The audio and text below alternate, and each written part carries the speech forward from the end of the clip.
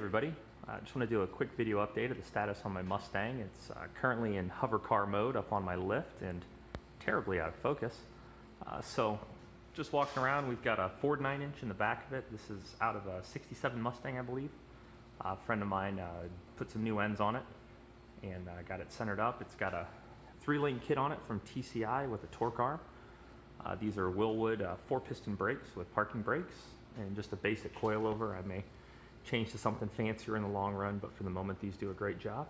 Going up underneath, this is my new drive shaft. I just got made here locally at Fort Wayne Clutch.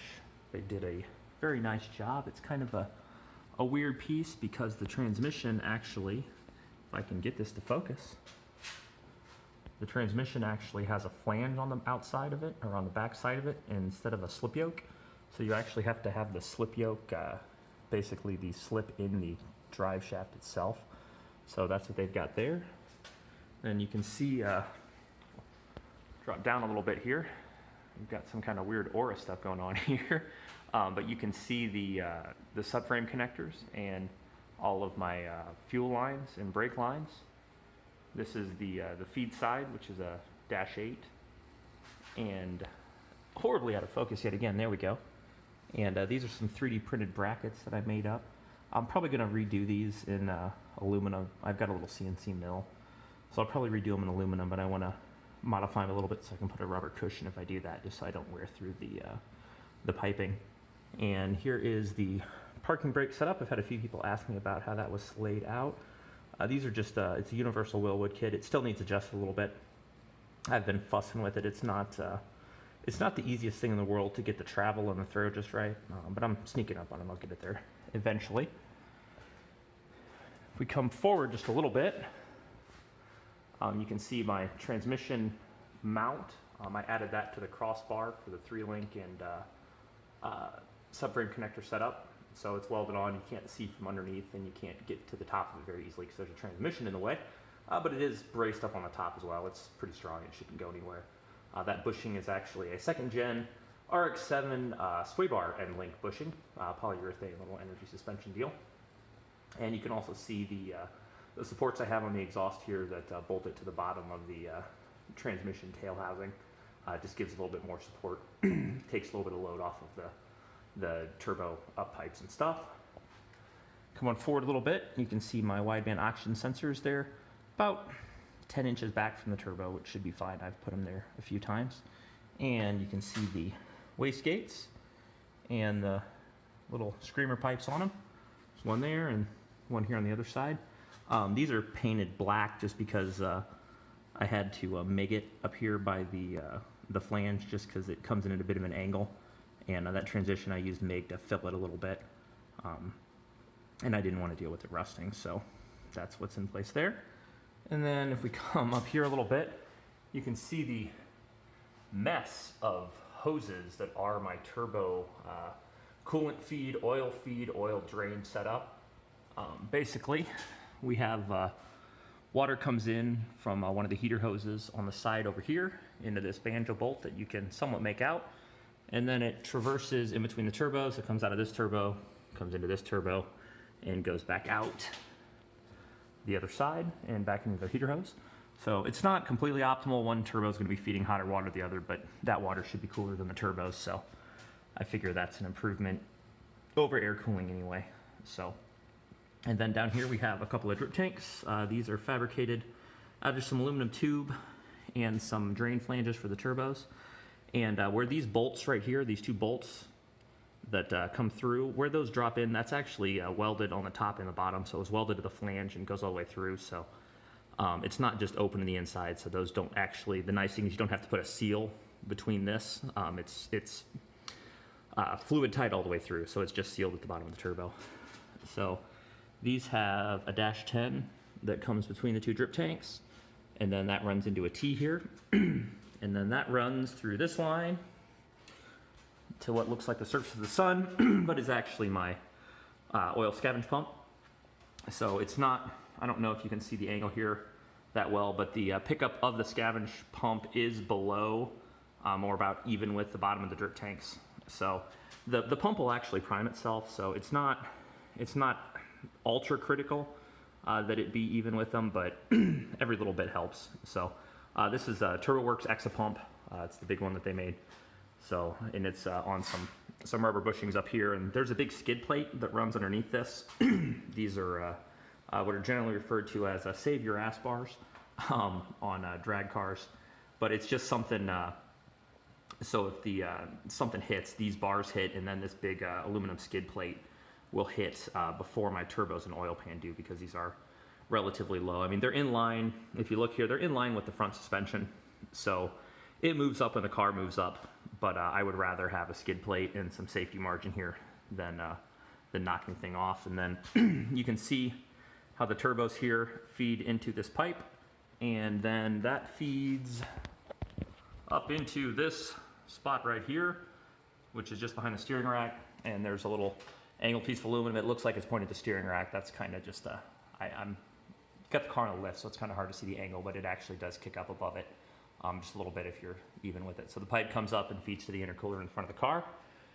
These two hoses here that you see up close and personal that run up, those are the heater hoses up in the top of the frame on the upper left, and the two braided stainless hoses are the water feed and return for the oil pumps. Over here we have the oil filter relocation setup. This was a real pain because of where my steering landed. I originally had this done with banjo bolts, and after some reading found out that that's not the greatest idea for oil flow. So while these are kind of a weird layout, they are all full flow fittings, so even that tight 90 up at the top, that is still a full flow fitting. So we shouldn't be restricting any appreciable oil flow here. And it does, the bottom one does drop into a 180. I'd rather not have to do it, but again, you've got the room you've got and you got to work with it. So this just runs up to a really nice improved racing piece, which you can see up here with the Fram HP4 filter on it. So that just runs up to there, and then the two on that feed out to a pair of 90-degree bulkhead fittings that are out of focus. There we go, which will feed into a front mount oil cooler, which is kind of similar to the old Trans Am cars. Up on the top of this, there are two senders. One is for my Pro Sport gauges. That's the big, kind of ugly looking 2-wire sensor. I'd like to change to the Revolution gauges sometimes that use a little bit more compact sensor. Similar to the other one that you can kind of make out there, that's just a 150 PSI Honeywell style sensor, 0.5 to 4.5 volts, that will feed my ECU oil pressure. And then over on the other side, if you can make it out, we have the same sensor arrangement on the fuel pressure regulator, with one feeding the ECU and one feeding the gauges. And then here we can kind of see the front of the engine in place. I've got most of the sensors off of it, or most of the accessories off of it, but we'll get those all put on here shortly. I've just been finishing up the last of the oil system work. Then come around here, we've got the front brakes. You can see where the brake lines come through the firewall here, and these are all I think conifer is how you say it. It's a copper nickel iron composite alloy that is very nice and easily bendable. It's corrosion resistant. I guess Porsche and Volvo and a few others use it. So it comes through here. I've got tabs welded on with locks, and then we go to braided hose, and it is all zip tied out of the way just to make sure it can't interfere with anything or catch on anything when the suspension cycles. And then we have a great big Wilwood 6-piston front here. These are all bled.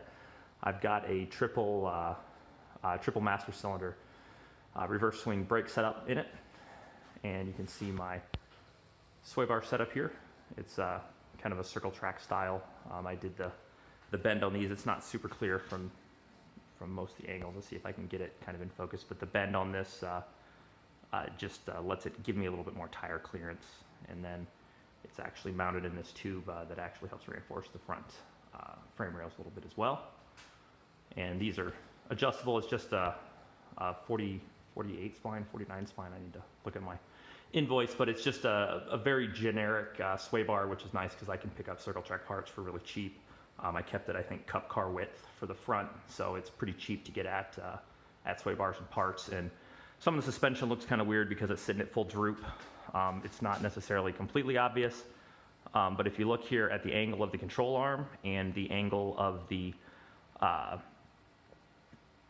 steering arm thing, The pivot points are in line with each other on the inside and outside, and our angles with the offset are set to match.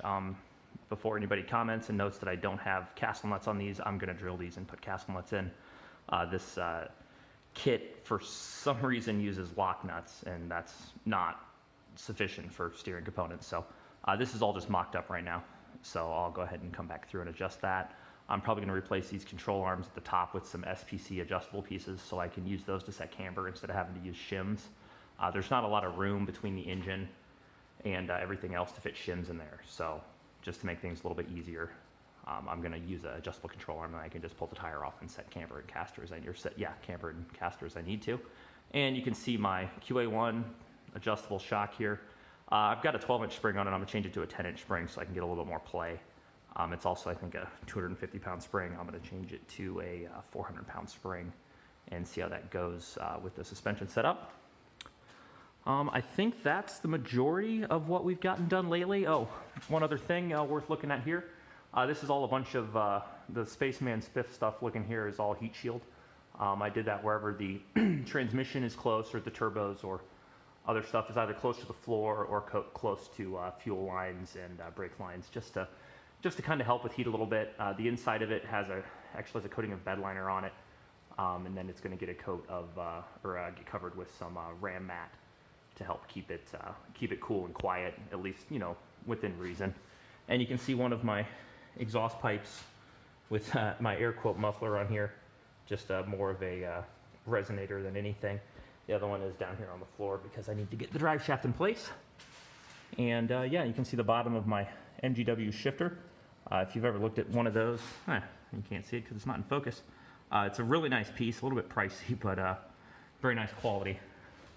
And then when you come back to the back here, the exhaust will actually come up over the axle and run through this area here, and it'll just have a turn down at the back of the car. I found the further back you can get it, the quieter it is on the street, and I don't need to annoy my own self with my driving. So, like I said, just kind of a quick update of where the car's at right now. Got a lot more work to do. I've got a lot of work done in the interior. Like I said, the brakes are done, minus a few bolts. The drive shaft's done, the oiling system's done. So the steering's in place. So the next thing, the main thing to do is going to be to get the wiring going, and then I can fire this thing up and see how it sounds. So be back with another update as soon as I have a little more work done.